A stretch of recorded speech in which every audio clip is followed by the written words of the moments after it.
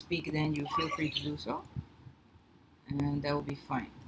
So yeah, welcome to the EB consultancy space. This is a general space, so this is mostly to talk about you as an you as a VP in general, not only as a LCVP for a specific function, but as a VP in general, and what it means to be in the EB team, and some tips and like space for you to also ask questions. So how the flow will go is I'm going to present. Wait, let me remove the sound. How do I remove the sound? Wait, mute everyone else. No. Schedule meetings.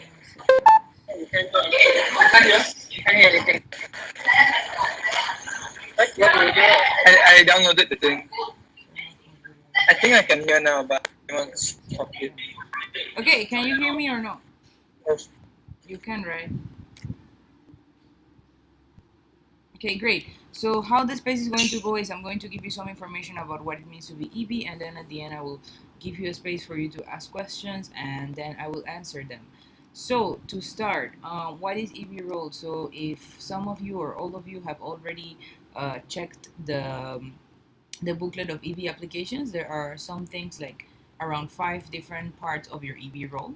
So one of them is that you are part of the EB team. So it means like you need to prepare and attend EB meetings. Also, any event that the EB has as a team, monthly or quarterly, for example, monthly review or quarterly review, as well as you are in charge of LC succession planning and LC transition. So these are some of your responsibilities towards the EB team. In terms of team management, is about ensuring the clear direction and focus of the department, and having like the right skill to communicate with other VPs, as well as providing challenging experience to directors and members with clear role and responsibility so that they can develop and perform. And then provide tracking and coaching to directors and members with clear KPI and learning curve, and ensure sustainability of the department in terms of leadership pipeline, and provide holistic understanding of functional knowledge and operations of the team, as well as your role and responsibility in terms of strategy and operations, which is about localizing national strategy, collaborating with ISEC in Malaysia to achieve the growth of the entity, implementation of local and national strategies and projects, LC planning, LC replanning, planning review, reporting, and general LC communication. And then for external representation, is about understanding and creating the relevance of exchange products, constantly showcasing and deliver impact of exchange products in and outside of ISEC by having clear synergy with related departments. And in terms of legal and governance, is to manage department decision making, planning, implementation, monitor tracking of functional operation, performance and growth of the LC, and ensure the strategy implemented contribute to long term and financial sustainability. So yeah, it seems like a lot of roles and responsibilities, and it is true because the moment that you become EB, you stop being responsible only for a specific operation that you're doing as a director, and you start overseeing the whole LC, and also your whole department as a VP. But to make it simpler, actually, I summarized it into 3 things. So, one thing is you are responsible for the growth of your performance. At the same time, you're responsible for the growth of your team, meaning the people that are in your team, how you're developing them, if they are achieving their individual goals in terms of personal development, and also their individual KPIs based on your JD. And then also the overall LC growth. So for LC growth, it doesn't mean only about operations, but the culture of the LC, the finances of the LC, and the development of the LC as a whole. So when we talk about the EB role, is not only you don't need to memorize all those like little details that I said before, but at least you're aware that you're responsible equally for these 3 things. And yeah, then okay, viewer 69, you cannot control this. Sorry.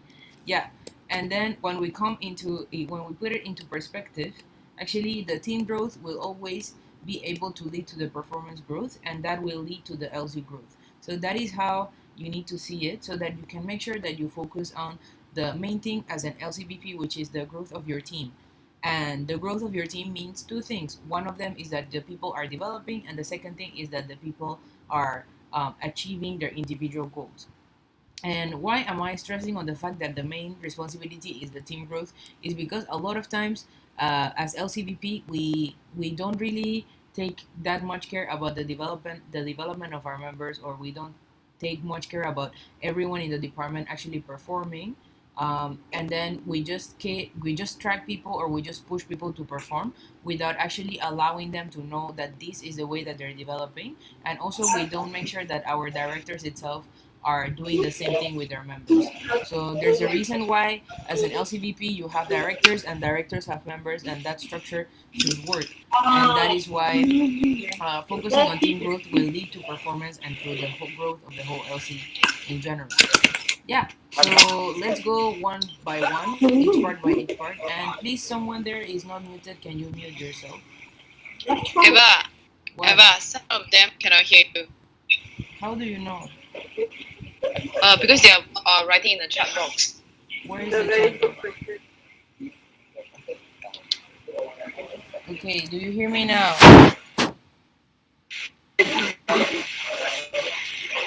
Oi. Still nothing? But how do you know if I'm asking? Eva, if you go to the chat box, right, you go to the participant, you can see that there is a people that actually have a speaker with an icon of the X of a speaker. So what they can do is they can click on their own icon, and after that, beside the video there's a speaker. So you click on it, and then there will be a pop-up. And then if you click on allow it, and then most probably you can actually access to it. This is how I did. So if you cannot, then you can let us know again. I don't understand what you're saying. What do you want me to do, Xiaomei? Xiaomei, Yes. which one are you? What's your name? What's your name? My name is. I can hear you. It's others cannot hear you. I know, but I will pass you the control so you can do it. Okay. My name is May May. Okay, did you accept? Oh, I need to shit. download the app. Oh, never mind. Wait, but what do you want me to do, though?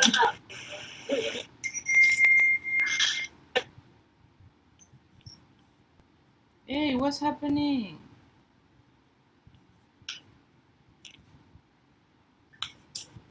Yeah.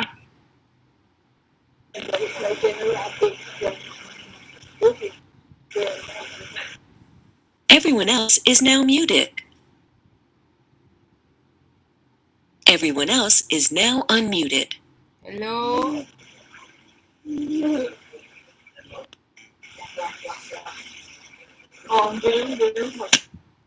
Oh, okay, Xiaomei, are you there?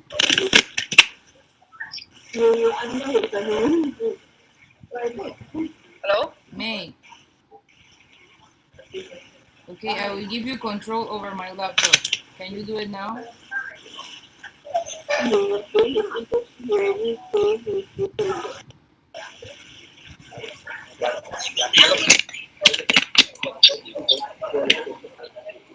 Okay. Can you hear me?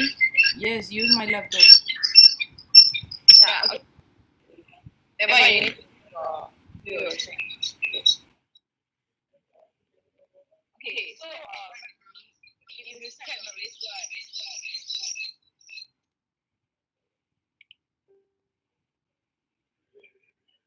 Eva, can you do it?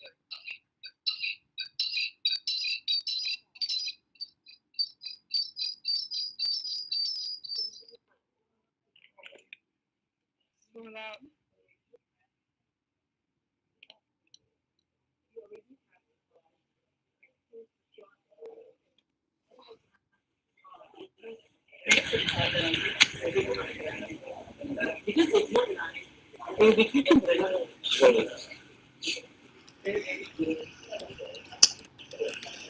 Can you hear me?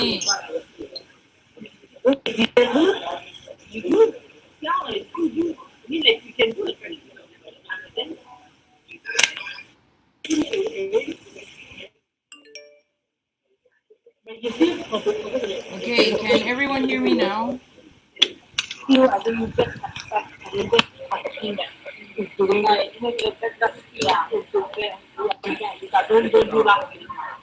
looking like you foresee that will happen. Yesterday, actually, I told my members that it might happen. That it will not, or it might happen, or it might not happen. But it's just how it will happen. Because But I need to continue the. but then I don't know anything about the Everyone else is now muted. Okay, I muted everyone. Can you hear me now?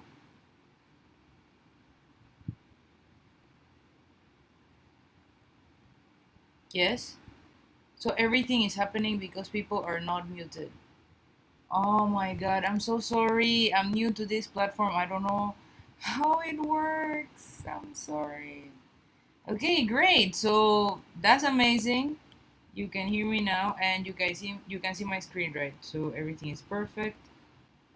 So then if you want to talk, yeah, I guess you can just type here and it will it will come somehow.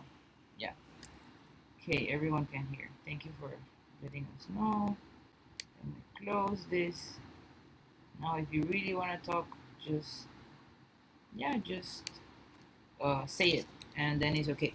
Cool. So basically, what I was saying earlier, if you didn't hear me, is that the EB role it considers into three main things. So one of them is performance growth, the second one is team growth, and the third one is the LC growth.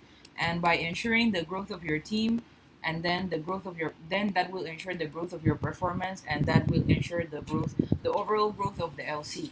Because a lot of times as LCVPs, we are only taking care of the performance growth and not about the team or the LC growth. But actually, your responsibility is with the three of those.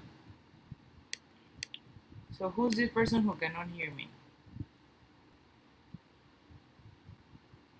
Google Hangouts doesn't allow all these people. That's why we're using this. Your Google Hangouts only allows 25 people.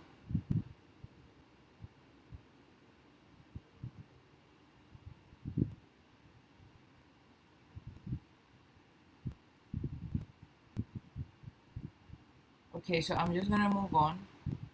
And I'm so sorry, but you can follow the video if you can really cannot hear me now.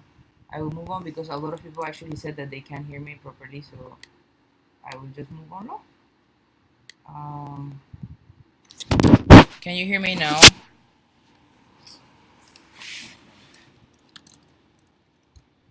I don't get it. Some people say yes, some people say no.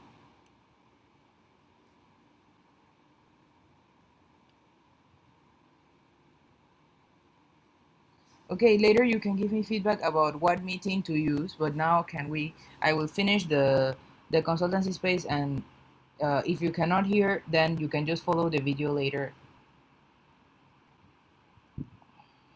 Zoom is very expensive, by the way. Okay, so yeah, team growth. Yeah, so basically, in terms of ensuring the growth of the team, the main thing is to deliver team standards. So what is team standards? Team standards has three main parts. So one of them is building, the second one is performing, and the third one is closing. So in building, we have team creation, team plan, individual plan. In performing, we have results evaluation, performance tracking, and support system. And in closing, we have team debrief, transition, and individual debrief. So I'm going to take you through each part of the team standards. And why you should know this is because this is part of your responsibility as an EP to make sure that you are delivering team standards to your directors, and your directors is delivering team standards to their members. So for building stage means that people start to work together and understand who is in the team, what the team is about, and what is set to achieve together, and what is their individual contribution. So what are the elements of building? First of all is transition. So to make sure that the transition from the predecessor to the successor will transfer all the knowledge and tools available. And for this part, some of the global learning environments that we recommend are team experiences, like learning circles, one-to-one conferences, and virtual spaces. And for functional, the second element is functional skill and core competence. So here is understand what function and team are about competence, and how to lead them, how to lead the team and do operations. So the spaces that we recommend for this is team spaces, one-to-one conference, and virtual spaces. And the last one is team rules. So getting familiar with the team to co-create basic norms and expected behaviors in accordance to the organizational values. So at the end of the day, as a team, every team should be able to have the key elements that everyone should be compliant with to make sure that the ISEC values are being and use the ISEC values as a guidance to make sure that the team has some rules and regulations. For example, like okay, in our team, we all try to seek to understand each other, or in our team, no one is late. So you have those kind of rules and regulations that make the team have some sort of structure. And then the second part of building is the team plan. So for this part, it starts with the purpose. So to create picture of success for the team and connecting with individuals. And we recommend that this is something done in a team space rather than in a virtual space or or in a one-to-one. But it should be the whole team together physically, creating what is the purpose of this team and why is this team existing. And then after that, the purpose will be translated into goals. So that is when you define the targets and measure of success of your team. And after that, you translate, like you create strategies to make sure that you can achieve those targets, um, and the purpose of the team. And then you put that into the projects and plans that you're going to execute as a team. After that comes JD and timeline, which means that we allocate plans tasks to specific individuals and we create a clear and logical order of things that should be done with clear deadlines. So for example, if my team purpose is that we want to make ISEC in Langkawi accessible to the people of Langkawi, and then our goal is to do 20 OGB completes with people of underprivileged people in Langkawi. And then my strategy is that I will make a partnership with the school to make sure that I can access those people. Then the JD of the people in the team will be maybe okay. I will make sure that one person is responsible to talk to the school, one person is responsible to create marketing material, one person is responsible to create the budget of the project, and everything will have a timeline and a specific deadline. So that is how you start to build the plan of the team based on your purpose, and which is ultimately the reason why the team exists. And after that, budget, which is predicting the incomes and expenses over the team duration. So of course, in the team plan, you need to make sure that the financial aspect is there. And lastly, the team development goals, which is understanding the team dynamic and how each member can contribute to each other for a common goal. So this is for everyone to be aware of what are the different people in the team's strengths and weaknesses and how they complement with each other and what they should do to actively play a role to make sure that the team can achieve its plan and ambition. And after that comes the individual plan. So the first thing that people need to do before setting individual plan is taking the initial LDA to make sure that people know based on the leadership qualities what are the specific leadership qualities that you have more developed and less developed, and what does that mean about yourself. And then secondly is personal development plan, which includes competence development plan. So meaning that we align the LDA result with the competence assessment and individual motivation for learning. So basically it means, like for example, maybe I am my world citizen is really high, and based on the competence that I want to develop, these are some of the steps that I should be taking, because these are the learnings that I want to gain from my experience as a director or from my experience as a member, and I have a very clear way in which I want to develop those skills. And then personal functional plan, which is based on my JD and the ambition of the team. I have very clear goals that I want to achieve individually as an individual to the team, and that I will contribute. And then individual action plan, which means basically the activities that I will take so that I can achieve that individual target or individual goal that I have to contribute to the overall achievement of the team. And then we go into the performing stage. So what is the performing stage is where progress can be improved and tracked both for the team and individually, is where operations actually happen and where competence are developed on the ground. So for the first part of performance, the performing stage is results evaluation. And the elements of results evaluation are practical learning, team working times, and team incentive system. So for practical learning is incentivizing members to learn by doing operations and activities on ground. So we make sure that the people are learning mainly from the experience that they're having and not from only us educating them.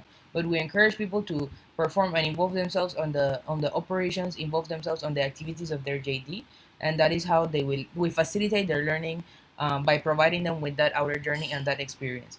And team working time is creating spaces for the team to work together to achieve more results, and these are recommended to be weekly. So this means that there is a space for the whole team to work together physically, which will contribute to the team to bond together and also contribute to the team building and trust each other, and also the results and the efficiency of the performance to increase. And then team incentive system, which is aligning performance measurement with competence and values, recognizing and appreciating members and team accordingly. So if a member is developing their competence, or they are showcasing or living ISEC values, or they are performing also based on their KPIs and their individual goals, then we need to have a system, or the way that we are going to recognize them, so that members know that this is the way that they should be improving. And then the second element is performance tracking. So the first part of performance tracking is accountability system. So using tracking tools and dashboards for measuring individual and team performance in terms of achievement versus plan. Secondly is individual tracking meetings, which means checking overall achievement of individual action plan and giving suggestions for higher performance. And this is recommended to be monthly. So basically, every month we should have meeting individually with our directors, and our directors should have the same with their members, to make sure that we are having that we are tracking them individually. And then lastly is to team weekly, monthly, and quarterly review. So making sure that frequent checkpoints for reviews on the bigger picture. For quarterly review, the team needs to review overall team engagement and performance, planning what's next and how to improve. So in general, these are some of the elements that are coming for performing stage, as well as support system, which means like providing your membership with lead spaces, having team meetings in which people can support each other, and think of how operational gaps can be overachieved, or how can they be solved based on the support of the team, as well as one-to-ones, facilitating individual spaces for people to reflect on their personal development and they know how to move forward, and also having team days for the team to bond and create a good environment to perform, recommended to be quarterly. And also having feedback, which is a consistent space quarterly for the team to be able to reflect with each other, and more than reflect is to express to each other how can they grow to be better individuals in the team. And lastly, for the last part of the team standards, which is the closing space, the closing stage, it means teams and individual debrief of the experience in terms of development and results and suggest next steps. This is the stage where transition happens. So the first thing is the team debrief part, which the elements are reporting on results, which basically means like letting everyone know what are the achievements and non-achievements in terms of the performance, as well as the main learnings that you had in the team experience. Secondly is to have a team development review, which means recapping the journey and what happened in terms of development as a team.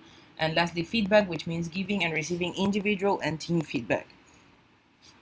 And after this, it's transition. So for the elements of transition, we have knowledge and skill transition, document and tool transition, and suggestion of next steps and way forward. So these are the three things that should be present in the transition that we are giving to the next team, to make sure that they can perform based on the learning that they had, that we have as a current team. An individual debrief is when people do the final LDA, and then final personal development plan review, which includes the development review, the performance review, and the individual next steps, where you facilitate the space to give feedback to the person of what are the things that they can do next, either inside or outside of ISEC, and also allow them for a space for them to discover why is that important for them. So does anyone have any questions about team standards so far?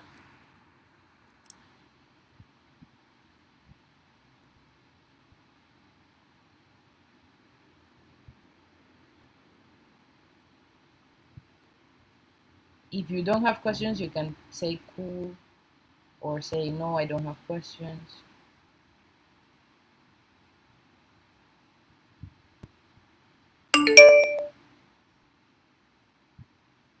Cool. Okay, great. So the second part of the EB role is to make sure that you are making the performance of your team grow. So I know for team standards it was a lot of information, so I will don't worry, for the next parts it's not gonna be that much.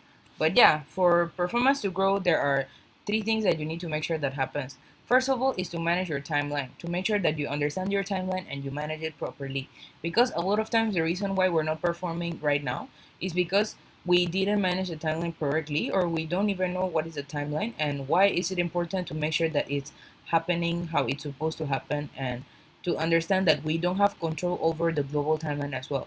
The way that ISEC works is based on supply and demand. So if I don't open opportunities on time, or if I don't start my OGV promotion on time, there is a high possibility that I will not be able to achieve, to convert people or to get the supply that I need for my opportunities on time. Because we depend on other entities and other LCs in other countries in their own university timelines and their own supply and demand, how it happens. So if we only focus on our university timeline, definitely you will not have time to be able to, like, you will not do things on the right time, and then you will not be able to perform. And this happens not only for front office with exchange, but it happens with every department. Like if you don't do budget on time, then it doesn't make sense. For example, right now we're in approval stage. It doesn't make sense that you still don't have your budget done. Or for example, like you, if you don't do MRD on time, then the operation people won't have the necessary talent to be able to perform. Or if you don't do onboarding on time, then the members that enter ISEC, they will not have the knowledge that they need so that they can start performing. So all the things about the timeline need to be really, really, really good in terms of how you're managing it, and in terms of your awareness of what should be happening when, and pushing for that to be the ideal state, for the ideal state to happen. And then second thing is to know your strategies, know your growth strategies. So right now, actually, every department for every level of performance, there is a specific growth strategy that you could implement. And if you implement it, your LC can start growing and your operation can start developing. And then lastly is to implement. And when I talk about implementation, I talk about team standards again. So as a VP, your role is not to coach every single member that is in your department. Your role is to focus on your directors, and your directors should focus on your members, because that is how the structure is designed. But a lot of times what happens in reality is that the director and the VP are the only people executing the operation, and the members are lost. And then no one is facilitating the learning or the experience of the people in the department, and that's why people want to leave ISEC and they don't develop, and they don't like ISEC because ISEC is just about numbers. But in reality, it's because we're not implementing the most crucial part, which is the team standards, which is like to have meeting consistently, to have coaching consistently, to have development plan for everyone in your team, and to be able to facilitate the learning and the experience that the person is having. So that is how you make sure that your performance is growing low. So for managing your timeline, generally this is the timeline that we have. So for to give you an example, let's say this is the timeline for B2C, and then in terms of marketing for OGV. So in November and December, we should already be doing market research and securing markets until January. And at the same time, we should be doing attraction planning and attraction preparation, designing all the campaigns and everything that we're gonna do. At the same time, we should be doing brand advocacy preparation and brand advocacy campaign between January and February. And during February and March, we should be doing customer interviews, physical attraction campaign execution, following up to the leads that we are attracting and doing lead scoring. And during March to May, we should be doing lead nurturing, and during May, be like brand advocacy preparation already for the next peak, and brand advocacy campaign execution. And during that time, B2C should be executing data analysis and reporting, content submission, and national level. So this is just one of the examples, and in your individual consultancies, you're gonna be getting more information about timeline. But it's just for you to know that at the end of the day, you need to make sure that these things are happening every month in every department based on your specific role, so that you can make sure that the operation overall is achieving and is happening. So for example, for generally global volunteer, how Winter Peak works is that during November to December, we're preparing attraction, and then we're executing, sorry, not Winter Peak, for Summer Peak, we are preparing attraction during November and December, so that means right now. And then we're executing attraction activities during January to March, because March is the global peak for attraction, and at the same time, you should be preparing for consideration already. And then April and May, you are executing the consideration stage, when April is the main peak globally for approvals, and then you're preparing value delivery already in May. And during June and July, you're executing value delivery, when July is the main peak for value delivery globally, and you're preparing for attraction already for the next peak, which is winter. So your whole term already for 2018, since November, you should be executing activity with the current term to make sure that you have a clear plan and strategy on how you're going to do attraction for the next peak in terms of GV. Yeah. And for sales, there's a specific timeline as well, and the same it goes for GT. So every department has a specific timeline that should follow, and I would recommend you to make sure that in the spaces that you're attending functionally, you are understanding exactly what is happening with the department, and you can make sure that that academic timeline at the end of the day cannot be an excuse and is not an excuse. For example, you know that you have exams during January and during December. So how can you make sure that by November you already have an attraction strategy so that by the next year when your term is actually starting in February, you don't start planning in February, but you already have a plan in November after you're elected as a VP or as an LCP. And you already know, okay, so this is what needs to happen. I'm going to do attraction here, here, and here. And I'm going to focus on digital attraction because my members are not going to be in campus and then students are not going to be in campus. So my strategy will be this and this and this and this and this. So that way, academic timeline is not an excuse because you already know your timeline, you already know how university works. But if you keep making it as an excuse, then you will never be able to catch up with the global supply and demand timeline, which is something that we really cannot control, just like your academic timeline is the same. Yeah, and then secondly is to know your growth strategies. So what are growth strategies? Basically, growth strategies are those strategies that are designed to guide you to improve your product performance by jumping from the current to the higher tier. So if you don't know what is a tier, go to Isaac Hub, find the OD model explanation, and you will see it there. There's a course for it. And then basically, growth strategies show you that what are the minimum execution actions that you need to take in order for your product to grow from the current to the higher tier. We design growth strategies by looking at the general profile of LCs in that particular tier. Implementation of growth strategy may not magically solve all your issues in your product, but it at least will provide a strong foundation for the product to grow. So what means is that a lot of times, as an organization, we are not aware of what is the level that we're in right now. That is why we design tiers. So tiers are basically levels of performance. Is, for example, let's say from 1 to 4, 1 is the best, 4 is the worst. It means like in terms of the quantity that you are doing. So if 1 is 100 exchanges, the strategy that you need to do for attraction at 100 exchanges is different than the strategy that you need to attraction maybe in tier 4 when you only have like 20 exchanges.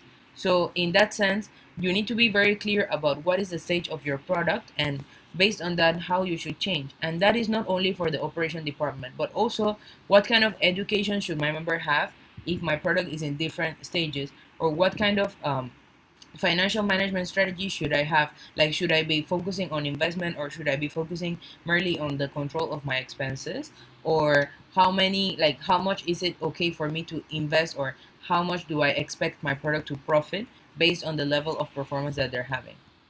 And when to use growth strategies? Well, the growth strategy should be used during your planning and replanning processes to achieve your goal. So remember from the team standards, we saw that, okay, in the planning stage, you will be creating individual plan for people, individual action steps. You will be creating your strategies for you to grow the performance, the strategies for you to achieve the purpose of the team, the goals of the team.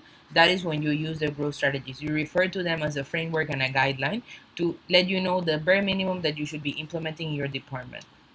When you're stuck with your product performance, always refer to your growth strategies and try to find the guidance and the north that you should be implementing to make sure that the performance is being grown and achieved. And then when you're adapting how to achieve your goal as well. And then how to use them. The strategies you reach for each tier helps you to jump to the next. So when you're reading OGV Startup Tier 4 growth strategies, those are designed for you to jump to OGV Scaling Tier 3. So what that means is that if you're in level 3, when you implement strategies in level 3, you should be able to jump to level 2. So that is how the strategies are designed to always make you grow. That's why they're called growth strategies.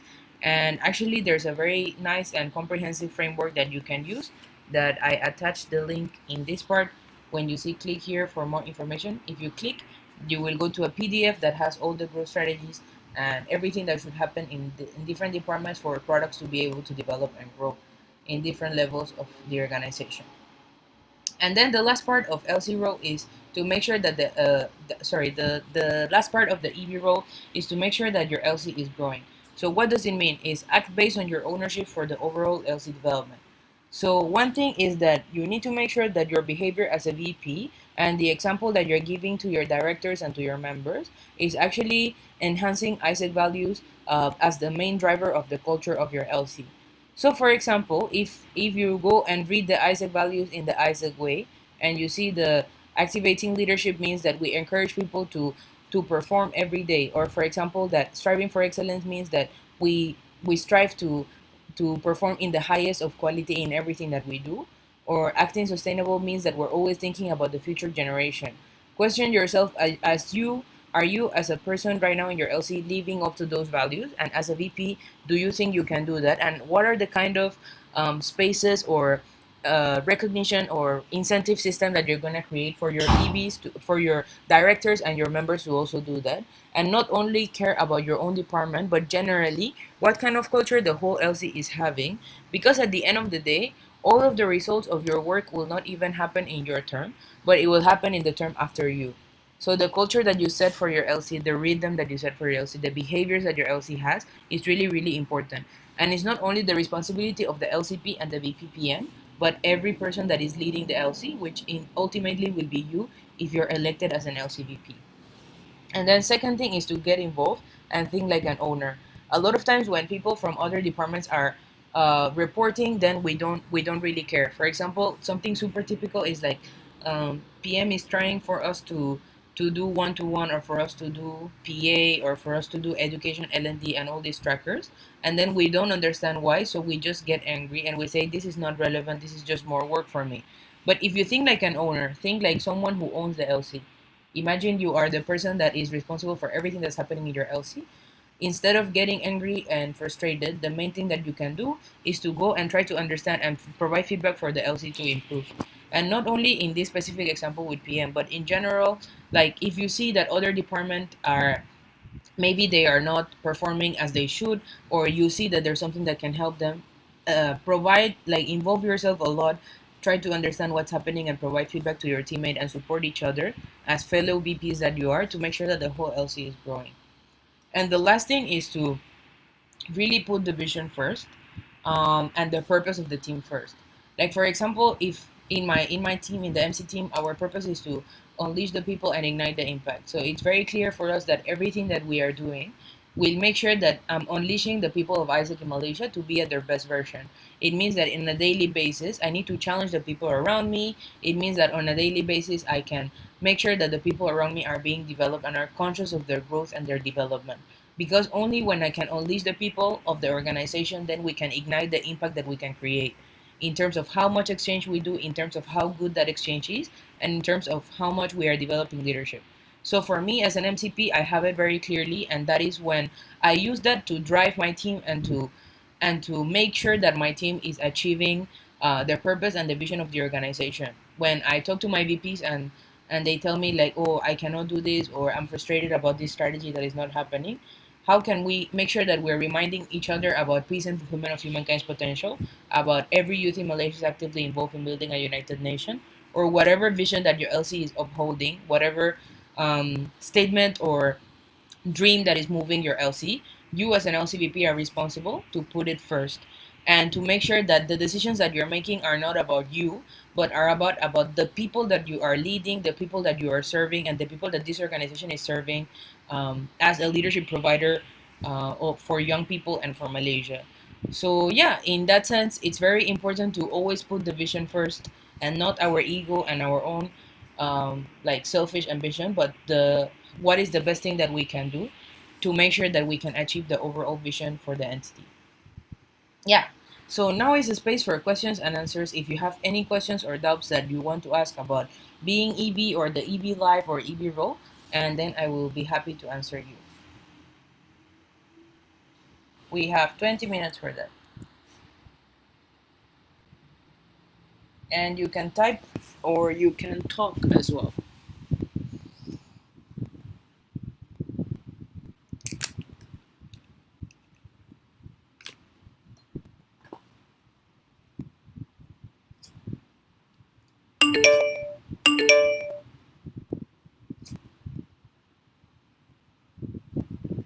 Okay, CK, you send the same message 10 times. Cool. Any questions? Anything that you want to know? Not only about what I was talking about, but in general. Anything that you would like to know about being EB?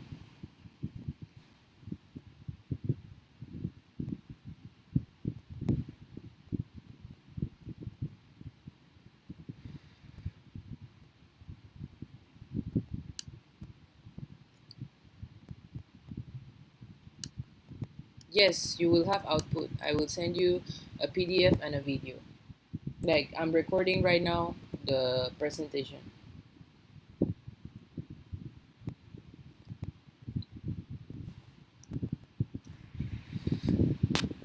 Any questions about being a VP? Anything in your mind that you're concerned about that you would like to know?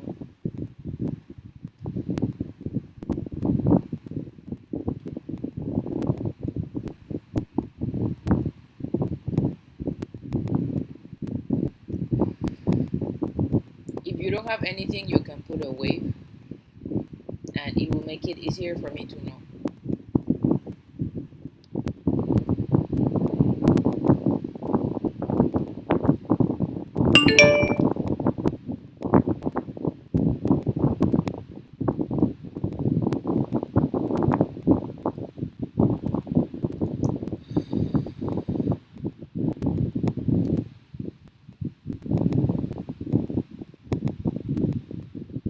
Okay, so if you don't have questions, I guess we can go into the last part, which is okay, cool. Being an EB communicating with MC is something that we need to do constantly, but being in our current position, members or directors, we don't really get to communicate with MC. What kind of communication is needed between MC and EB? Okay, thank you for your question. It's a really good question. So, what kind of communication you need to have between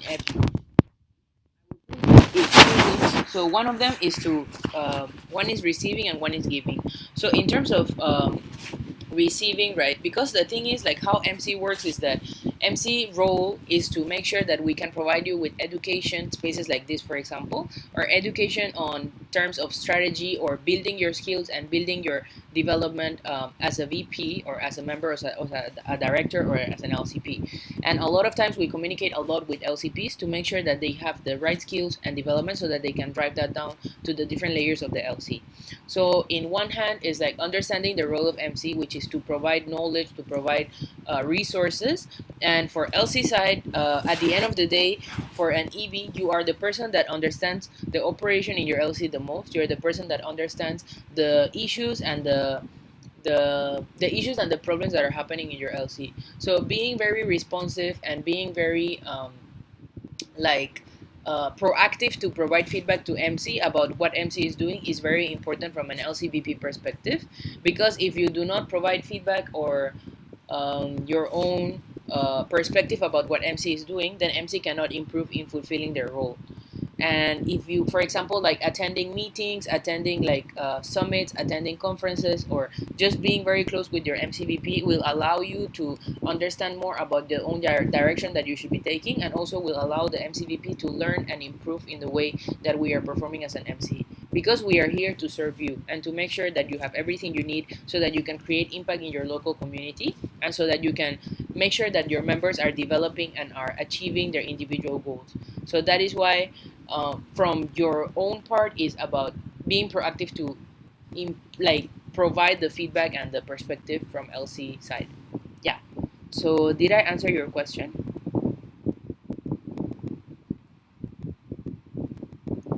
Okay, great. Thank you. Any more questions? You're welcome. Actually, I don't know who are you because I cannot see your name, but you're welcome.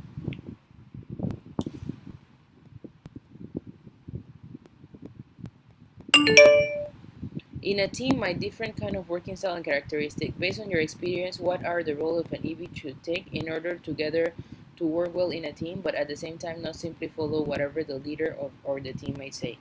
Okay, good question as well. So I think that a lot of times, because there is different, how to say, wait, do you mean here in EB level or in the like like LCEB, like the EB team, or do you mean the EB with their directors and their members? LCEB. Okay. Okay, so this is a good question. Yeah, a lot of times we put the responsibility of the team dynamic in the LCP, or in the team leader, but we don't take ownership as a team member or as an LCVP, in this case LCEV, to make sure that the team dynamic is working.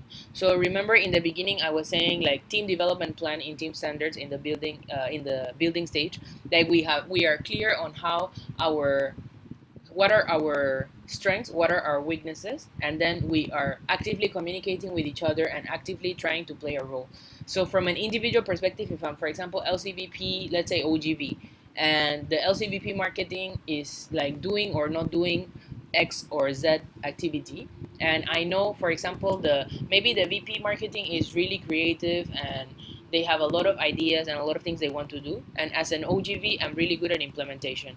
So my strength is implementation. The strength of the VP marketing may be that they're very creative. So my role is like I don't simply let the VP marketing have a lot of ideas and create, but I support them by providing my implementation skill and my perspective to make sure that ideas can be executed.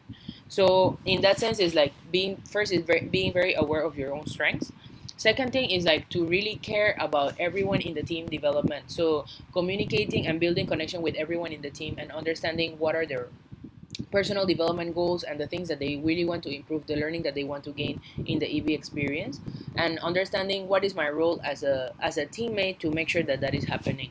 And lastly is to provide feedback to the team leader, because a lot of time the team leader doesn't know as much as the team members of what is happening in the team. So as a VP, I can create the connection with my LCP and then provide them feedback and provide them with perspective like, hey, I think this person is going through this. What can I do to support them? Or provide feedback to the LCP like, I think you should do this or you should do that, or I think the team needs this or needs that. Because the LCP alone cannot oversee and like be aware of every single detail and every single issue or challenge that every person in the team is going through. Yeah.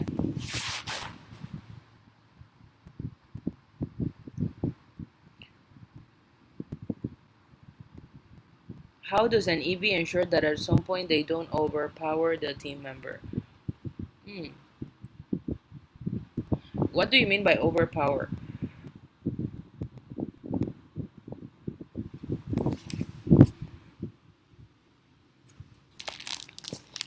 In decision making wise. Okay, so you mean like how do we make sure that the VP is not and also different opinion? Okay, so one thing is, I think for this is like, how can you make sure that the people in your team have the skill and knowledge that they need to have as fast as possible to make sure that they can make decisions for the team and provide their opinions for the team? Because a lot of times what happens, right, is that as a team leader, I think that I know more than my members, so I tell them what to do all the time, and I don't ask them questions. This is what happens most of the time. Team leader have the mindset or the assumption that they know more than the team member. But why not, instead of just thinking about how much you know, you teach the team leader, the team member, and you onboard them in every decision that you make. So to give an example, let me think. Yeah, to give an example, let's say when I do like team review with my MC team, I don't just simply tell them like, hey, this is the problem, let's fix it. But I ask them, okay, what do you think are the problems of the MC, like the problems that we're having as a team, and what would be the solutions that you are, how to say, like the solutions that you would propose. And as a team leader, I just have like my own opinion and I involve myself as one more member in the team. And I know that my key role as a team leader is to make sure that the team is growing, the team is performing, and the LC is developing, right? Which are the three things that I said. So as long as the member opinion is not going against the performance growth, the team growth, and the LC growth, then it should be okay for us to allow them to explore and for us to allow them to give opinion. And some simple activity that you can do is like, for example, every week you have weekly meeting. Make sure that you are actually giving the space for everyone in the team to moderate the team meeting. Like make sure that you are giving opportunity for every member to lead the team in a way. And the third thing is also to communicate constantly with the members of the team, like, hey, this is your strength, I really need you, and I really want you to play on your strength more. And through coaching and through one-to-one spaces, like allow them to also be able to like to play on their strengths and to lead the team and to take initiative. Like for example, in the MC team, something that I'm doing right now is that we're having like key projects that are outside of the operations that we're doing. So for example, one of the projects is internal com, the other project is like customer flow implementation, and different projects that we have in the team. So different projects, different people are responsible to be the team leader of that project. So the only team leader is not me, but actually it's like I'm having a lot of team leaders in the team, and that gives people more confidence and more ownership over the execution, and also will allow them more to express their opinion and for them to make sure that the decision making is happening above everyone in the team. But you need to make sure that the team is a safe space for everyone to express and is a safe space for everyone to challenge each other. And by that, it also comes to understand what each person in the team actually needs so that the space can be safe for them. Because it's really different, right? For me, maybe as an individual, the space can be safe as long as I know everyone's intention, then I feel safe to express. But for some people, it's a different thing. So understanding different communication styles of your team and how different people in the team can express together and what is important for them to be able to express, then also can help you to create that safe space for them to actually do it and actually take over the team as well. And as long as you have like your non-negotiable thing that you know that nothing, like no matter what happens, this is the main thing that should happen, and that is something that you decide together as a team when you build your team purpose, then everyone can have ownership over that team purpose, and as a team leader you're just the guardian of that team purpose, making sure that no one is going against it.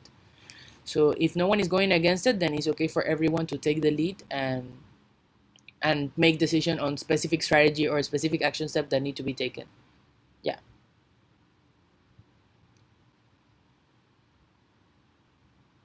So any more questions? Okay, what steps can we implement for maximum synergy with other EB? Because EB have their own goal, strategy, and team style.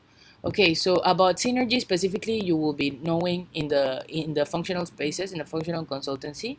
But from a general perspective, I think first of all is to, in the beginning of the term, when you are doing planning, you need to plan your synergy as well. Like you need to sit down together with your key synergy. Like if you are doing customer experience OGV, you sit down with the B2C person and then you define, okay, so this is my JD, this is your JD. For each thing that happens in the department, what I need you for and what you need me for. So that's one thing about clarifying the synergy, and also asking the LCP to also help to, how to say, to also help you to guide you in the how the synergy should be defined and how the synergy should be designed and differentiated. Because of course in terms of department we have a general basis, but it's not super specific. So for your own strategy it will be specific to whatever the reality of your LC is. So first is defining with the teammate, and second is asking the LCP to guide the process. Then second thing is to make sure that both people are connecting personally, because a lot of times the main problem is that we don't trust each other enough to give each other feedback and to tell each other in our face what is the thing that we think the other person should improve. So work a lot on that, on making sure that both of you are comfortable with each other, understanding what are each other's strengths, communication, values, or these things as people, and working together as friends. So then that way you can make sure that you're very honest with each other and you have open communication. And then lastly is to understand that at the end of the day, because even though you have different goals and strategy and style, at the end of the day, what you are doing, the key activity that you are ensuring is that you are providing developing leadership development experience to your member, to your customer, which in this case is the EP. So the EP doesn't care who's marketing, who's OGV, who's IGV, who's finance. They are receiving one experience, right? So how you as a department are able to connect with each other because of the experience that customer is going through. So being very customer oriented and obsessed with the kind of development experience that the customer is here for when they buy Global Volunteer, when they buy Global Talent, is because they really, really want to develop a specific skill. So it doesn't matter if you and the other VP are not having proper synergy, you have to have it because the experience that you're providing to the customer should be the best. and also downscaling this to your directors and your members, because it's not only synergy that should be happening in VP level, but it should be happening with every person in the department. Yep. Any more questions? We have 5 more minutes. Thank you very much, Eva. You are welcome.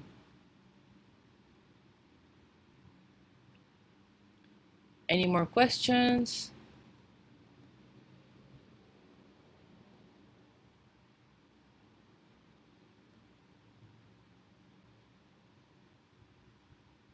Yes, no, yes, no.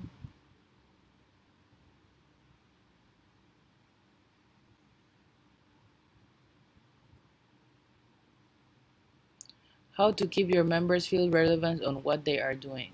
Okay, the question of the year. So this comes with a lot of, how to say, it can be a lot of things. It depends on the situation. So if your member has already been working in Isaac for a while or in your team for a while and they don't feel relevance, you need to ask them why they don't have relevance right now. So first is to understand from their perspective what is the thing that is stopping them from feeling that whatever they are doing is important. That's the first thing. In that scenario.